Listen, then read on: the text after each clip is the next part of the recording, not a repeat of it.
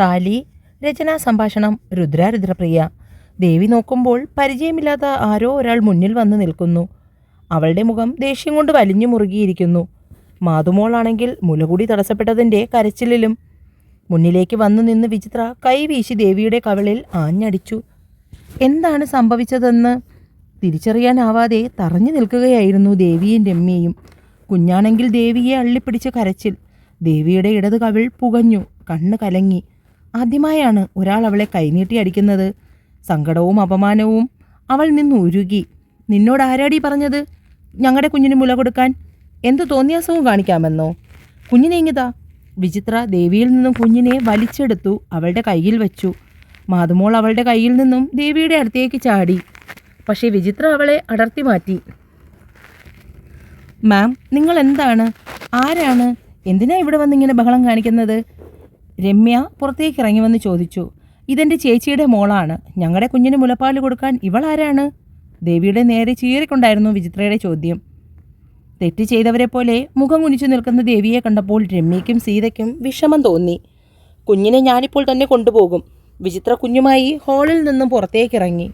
അപ്പോഴേക്കും രമ്യ വിചിത്രയുടെ കയ്യിൽ പിടുത്തമിട്ടു. അത് നടക്കാത്ത കാര്യമാണ്. കുട്ടിയുടെ ഫാദറിൻ്റെ കയ്യിൽ മാത്രമേ കുഞ്ഞിനെ ഏൽപ്പിക്കാൻ പറ്റൂ. അതാണ് കുട്ടിയുടെ ഗാർഡിയൻ. അപ്പോൾ ഞാൻ പറഞ്ഞത് കള്ളമാണെന്നാണോ നിങ്ങൾ പറയുന്നത്? വിചിത്രയും വിട്ടുകൊടുക്കാൻ തയ്യാറല്ലായിരുന്നു. അങ്ങനെ ഞങ്ങൾ പറഞ്ഞില്ല. കുഞ്ഞിൻ്റെ ഗാർഡിയൻ്റെ കയ്യിൽ മാത്രമേ ഞങ്ങൾക്ക് കുഞ്ഞിനെ ഏൽപ്പിക്കാൻ പറ്റൂ. ഇതിനിടയിൽ സീത രമ്യയുടെ മൊബൈലെടുത്ത് കയ്യിൽ കൊണ്ട് കൊടുത്തു. രമ്യ ജയകൃഷ്ണൻ്റെ നമ്പറിലേക്ക് കോൾ ചെയ്തു. 2 റിംഗ് അടിച്ചപ്പോൾ തന്നെ ജയകൃഷ്ണൻ കോൾ അറ്റൻഡ് ചെയ്തു. ഹലോ രമ്യ. സാർ, നിങ്ങൾ എത്രയും പെട്ടെന്ന് ഡേ കെയറിലേക്ക് വരണം. എന്താ രമ്യ, എന്തെങ്കിലും പ്രശ്നമുണ്ടോ? അതൊക്കെ ഇവിടെ വന്നതിന് ശേഷം പറയാം സാർ. എത്രയും പെട്ടെന്ന് ഇവിടെ വരണം. അത്രയും പറഞ്ഞുകൊണ്ട് രമ്യ കോൾ കട്ട് ചെയ്തു. വിചിത്രയുടെ അടിയേക്കാൾ ദേവിയെ വിഷമിപ്പിച്ചത് തൻ്റെ കയ്യിലേക്ക് ചാടാനായിരുന്ന മാതുമോളെ ബലം പ്രയോഗിച്ചു വച്ചിരിക്കുന്ന അവളുടെ പ്രവൃത്തിയാണ്. കുഞ്ഞ് വല്ലാതെ നിർബന്ധം പിടിക്കാൻ തുടങ്ങി. കരഞ്ഞു കരഞ്ഞ് ഒച്ചയടഞ്ഞു. ദേവിക്ക് ആകെ പരിഭ്രമമായി. അവൾ രണ്ടും കൽപ്പിച്ച് വിചിത്രയുടെ അടുത്തേക്ക് വന്നു. നിങ്ങൾ കുട്ടിയുടെ റിലേറ്റീവ് ആയിരിക്കാം, പക്ഷേ എന്നും പറഞ്ഞ് അതിനെ ഇങ്ങനെ കരയിക്കേണ്ട ആവശ്യമുണ്ടോ? ഒന്നാമത് ഇപ്പോൾ സുഖമില്ലാതെ ഹോസ്പിറ്റലിൽ നിന്നും വന്ന കുട്ടിയാണ്. അതിനെ ഇങ്ങനെ വിഷമിപ്പിച്ചാൽ വീണ്ടും അസുഖമുണ്ടാകാനുള്ള സാധ്യത കൂടുതലാണ്. വല്ല വിധേനയും ദേവി അത്രയും പറഞ്ഞു. ഓ, നീയൊക്കെ ആരാന്നാ നിൻ്റെയൊക്കെ വിചാരം? വല്ലവരുടെയും കുഞ്ഞിൻ്റെ കാര്യത്തിൽ ഇത്രയും ശുഷ്കാന്തി വേണ്ട. കുഞ്ഞിനോടുള്ള സ്നേഹം കൊണ്ടോ അതോ മറ്റെന്തെങ്കിലും മനസ്സിൽ വിചാരിച്ചു വച്ചിട്ടാണോ ഈ ആത്മാർത്ഥത കാണിപ്പ്? മാതുമോള് വിചിത്രയുടെ കമ്മലിലും മുടിയിലും ചേർത്ത് പിടിച്ച് വലിച്ചു. ആ, മിണ്ടാതിരി മാതു, ഇതെന്തൊരു അക്രമമാണ്. അവൾ കുഞ്ഞിൻ്റെ കൈപിടിച്ചു മാറ്റി അവളുടെ തുടയിൽ നുള്ളി. കുഞ്ഞുറക്കെ നിലവിളിച്ചു. ദേവിക്കത് സഹിക്കാവുന്നതിലും അപ്പുറത്തായിരുന്നു. കുഞ്ഞിനെ വിചിത്ര ഉപദ്രവിക്കുന്നത് കണ്ടതും അവൾ കുഞ്ഞിൻ്റെ അടുത്തേക്ക് പോയി. അമ്മ അമ്മ. വിചിത്ര അത്ഭുതത്തിൽ ദേവിയെ നോക്കി. അത്രയൊക്കെ ആയോ? അപ്പോഴേക്കും ജയൻ്റെ കാർ വന്നു. അവൻ അതിൽ നിന്നും ഇറങ്ങി. സർ, ഈ കുട്ടി ആവശ്യമില്ലാതെ ഇവിടെ ഒന്ന് പ്രശ്നമുണ്ടാക്കുവാണ്. രമ്യ ജയകൃഷ്ണനെ നോക്കി. ആര് പ്രശ്നം? ഇതെൻ്റെ ചേച്ചിയുടെ മോളാണ്. ഞാൻ അവളെ കാണാൻ വന്നു. അതിൽ ഇത്രയ്ക്ക് എന്താ പ്രശ്നം? അതിലെന്താ പ്രശ്നമെന്നോ? നിങ്ങൾ ദേവിയുടെ കവിളിലടിച്ചില്ലേ? അതെന്തിനായിരുന്നു? അത് പിന്നെ മോൾക്ക് അവർ പാല് കൊടുക്കുന്നത് കണ്ടപ്പോൾ പെട്ടെന്നുള്ള ദേഷ്യത്തിൽ ഞാൻ അടിച്ചുപോയതാണ്. അപ്പോഴാണ് ജയൻ ദേവിയുടെ കവിളിൽ പതിഞ്ഞിരിക്കുന്ന അടിയുടെ പാട് ശ്രദ്ധിച്ചത്. കുഞ്ഞിനെ അവളുടെ കയ്യിൽ നിന്നും വാങ്ങി ദേവിയെ ഏൽപ്പിച്ച് ആഞ്ഞൊന്നു കൊടുത്തു വിചിത്രയുടെ കവിളിൽ. ഇവിടെ വന്ന് ഇങ്ങനെ പെരുമാറാൻ നിനക്ക് നാണമില്ലേ? കുഞ്ഞിനെ കാണാൻ വരേണ്ടത് വീട്ടിലാണ്, അല്ലാതെ ഡേ കെയറിലല്ല. ദേവിയെ തല്ലാൻ നിനക്ക് ആരാ അനുവാദം തന്നത്? മാധു ദേവിയുടെ തോളിൽ കിടന്നു. എൻ്റെ കുഞ്ഞിൻ്റെ കാര്യങ്ങൾ നോക്കാൻ ഞാനുണ്ട്. അത് അന്വേഷിക്കാൻ നീ വരുന്നത് എനിക്കിഷ്ടമല്ല. ഓ, അപ്പോൾ അങ്ങനെയാണോ കാര്യങ്ങൾ? അടികൊണ്ട കവിളിൽ അവൾ കൈ ചേർത്ത് വെച്ചു. അതെ, അങ്ങനെയാണ്. സ്വന്തം ചേച്ചിയുടെ കുഞ്ഞിനെ കാണാൻ വന്ന് അവിടെ ആവശ്യമില്ലാത്ത പ്രശ്നം സൃഷ്ടിച്ച നിനക്ക് നാണമില്ലേ? അപ്പോൾ ജയേട്ടൻ എന്നേക്കാൾ ഇവളാണോ വലുത്? ഇവളെ ഞാൻ എന്തിനാണ് അടിച്ചതെന്ന് ജയേട്ടൻ അറിയാമോ? മാതുമോൾക്ക് മുല കൊടുക്കുന്നത് കണ്ടിട്ട്. അത് കണ്ടിട്ട് ഞാൻ മിണ്ടാതെ നിൽക്കണമായിരുന്നോ? നീ മിണ്ടാതെ നിൽക്കണമായിരുന്നു. ജയൻ എടുത്തടിച്ചതുപോലെ മറുപടി പറഞ്ഞു. അതിൻ്റെ ആവശ്യം എന്താ? ഇവൾ ആരാ അതിന്?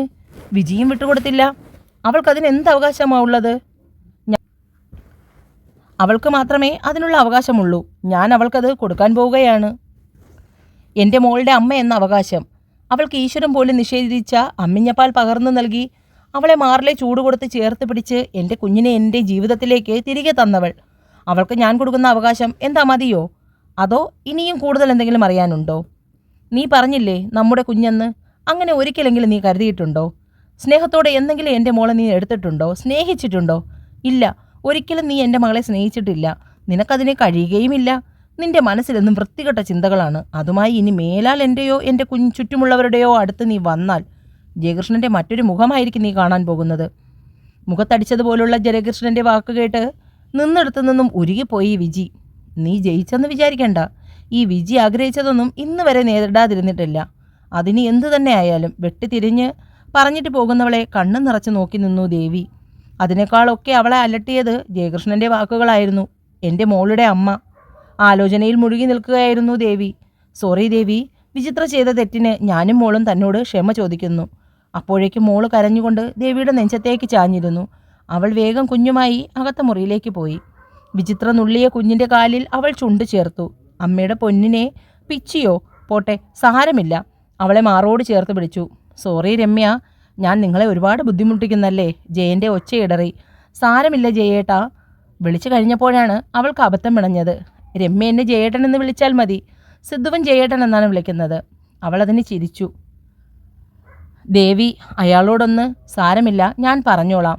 എനിക്ക് ജയേട്ടനോട് അല്പം സംസാരിക്കണമെന്നുണ്ട്. നമുക്ക് മാറി നിന്നാലോ? ജയൻ അതിന് സമ്മതമെന്നവണ്ണം പുറത്തേക്കിറങ്ങി. ഞാൻ പറയാതെ തന്നെ ജയേട്ടന് കാര്യങ്ങളൊക്കെ അറിയാം. ഇപ്പോൾ ദേവി ജീവിക്കുന്നത് തന്നെ മാതുമോൾക്കും അവൾക്ക് ചുറ്റുമുള്ളവർക്കും വേണ്ടിയാണ്. അവളുടെ മുഖത്തിന് പുഞ്ചിരി വിരിയുന്നത് മോളെ കാണുമ്പോൾ മാത്രമാണ്. ഞാനൊരു കാര്യം ചോദിച്ചാൽ എൻ്റെ അവിവേകമാണെന്ന് വിചാരിക്കരുത് ജയേട്ടാ. മാതുമോൾക്കൊരമ്മയെ ആവശ്യമാണ്. ആ സ്ഥാനത്തേക്ക് എൻ്റെ ദേവിയെ കണ്ടുകൂടെ? ദേവേട്ടൻ്റെ സ്ഥാനത്ത് നിന്ന് അവൾക്കൊരു ജീവിതം കൊടുത്തുകൂടെ? കുഞ്ഞിനെയും കൊണ്ട് പുറത്തേക്ക് വരികയായിരുന്ന ദേവി ആ വാക്കുകൾ കേട്ട് ഞെട്ടിത്തരിച്ചു നിന്നു. രമ്യേ, നീ എന്തോ അബദ്ധമായി പറയുന്നത്? എൻ്റെ ദേവേട്ടൻ്റെ സ്ഥാനത്ത് എനിക്കിനി മറ്റാരെയും കാണാൻ കഴിയില്ല. ഞാനിവിടെ വരുന്നതിൽ നിനക്ക് എന്തെങ്കിലും ഇഷ്ടക്കുറവുണ്ടെങ്കിൽ പറഞ്ഞാൽ മതി. ഞാനിനി ഇവിടേക്ക് വരില്ല. കുഞ്ഞിൻ്റെ ജയൻ്റെ കയ്യിൽ ഏൽപ്പിച്ചുകൊണ്ട് ദേവി വേഗം പുറത്തേക്ക് ഇറങ്ങിപ്പോയി. എൻ്റെ വിവാഹത്തിന് വേണ്ട ഒരുക്കങ്ങളെല്ലാം കഴിഞ്ഞു. ദേവി വിവാഹത്തിന് പങ്കെടുക്കുന്നില്ലെന്ന് ഒറ്റ കാലിൽ തന്നെ നിന്നു. എന്നാൽ സിദ്ധുവും സച്ചുവും അമ്മായിയും അവളുടെ തീരുമാനത്തിന് വകവച്ചില്ല. ഞങ്ങൾക്ക് 2 പേർക്കും ആകെയുള്ള പെങ്ങളാണ്. അപ്പോൾ ഞങ്ങളുടെ കല്യാണത്തിന് നീ വരില്ലെന്ന് പറഞ്ഞാൽ ഈ കല്യാണം വേണ്ടെന്ന് വെക്കുന്നത് തന്നെയാണ് നല്ലത്. സിദ്ധു അവൻ്റെ അഭിപ്രായത്തിൽ തന്നെ ഉറച്ചു നിന്നു. വിവാഹത്തിൻ്റെ അന്ന് ഉടുക്കുന്നതിനായി അവൾക്ക് ഭംഗിയുള്ള പട്ടുസാരിയാണ് സിദ്ധു നൽകിയത്. എനിക്ക് ഇത്രയും വില കൂടിയതൊന്നും വേണ്ട ഏട്ടാ. അല്ലെങ്കിൽ തന്നെ എനിക്കിനി എന്തിനാ ഇതൊക്കെ? ഞാൻ അണിഞ്ഞൊരുങ്ങി നടക്കുന്നത് കാണാൻ ആഗ്രഹമുള്ള ആൾ എന്നെ വിട്ടു പോയില്ലേ? ഇനിയും ഇതെല്ലാം എനിക്ക് എന്തിനാ? ആ സദസ്സിൽ ഞാൻ വരുന്നത് പോലും ആർക്കും ഇഷ്ടപ്പെട്ടെന്ന് വരില്ല. എന്തിനാ മോളെ നീ ഇങ്ങനെ സ്വയം ശിക്ഷിക്കുന്നത്? നീ തന്നെ ഉണ്ടാക്കിയ ചട്ടക്കൂടിൽ നിന്ന് പുറത്തു വരണം. നിന്റെ മുന്നിൽ ഇനിയും ജീവിതം ബാക്കിയാണ്. തലേ ദിവസത്തെ ഹൽദി ചടങ്ങിന് ചെല്ലാൻ രമ്യ ഒരുപാട് തവണ ആളെ പറഞ്ഞു വിട്ടെങ്കിലും ദേവി അവിടേക്ക് പോയില്ല. അതിൻ്റെ പിണക്കത്തിലാണ് രമ്യ.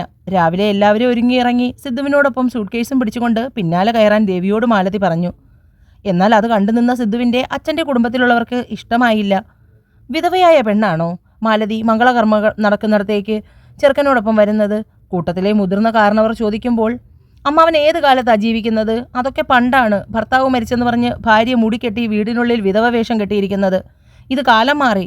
അല്ലെങ്കിൽ തന്നെ അങ്ങനെ വീട്ടിലെ ഏതെങ്കിലും മൂലയിലിരിക്കാൻ പറ്റിയ പ്രായമല്ല എൻ്റെ പെങ്ങൾക്ക്. അതുകൊണ്ട് ആചാരവും മറ്റുമൊക്കെ അവിടെ മാറ്റി വെച്ചാൽ മതി. ഇവിടെ ഇപ്പോൾ മനുഷ്യൻ്റെ മനസ്സിനും പ്രവൃത്തിക്കുമാണ് മൂല്യം കൂടുതൽ. കാറിൽ നിന്നും പുറത്തേക്ക് ഇറങ്ങാൻ പോയ ദേവിയെ സിദ്ധു ശക്തമായി അകത്തേക്ക് പിടിച്ചിരുത്തി. നീ എൻ്റെ പെങ്ങളാണ്. നീ ഇവിടെ ഇരിക്കണം, എവിടെ ഇരിക്കേണ്ട ഇതൊക്കെ തീരുമാനിക്കുന്നത് ഞാനാണ്. അഭിപ്രായം പറയാൻ നടക്കുന്നവർ വല്ലതും പറയുന്നത് കേട്ട് കണ്ണ് നിറച്ച് നിന്നാൽ പിന്നെ നിനക്ക് അതിന് മാത്രമേ നേരം കാണുകയുള്ളൂ ദേവി. ആരെന്ത് പറഞ്ഞാലും നീ തെറ്റ് ചെയ്യാത്ത കാലത്തോളം ദുഃഖിക്കേണ്ട ആവശ്യമില്ല. ഉറപ്പോടുകൂടിയുള്ള അവൻ്റെ സംസാരത്തിന് മുന്നിൽ ദേവി ഒന്നും പറയാതെ മിണ്ടാതെയിരുന്നു. തുടരും.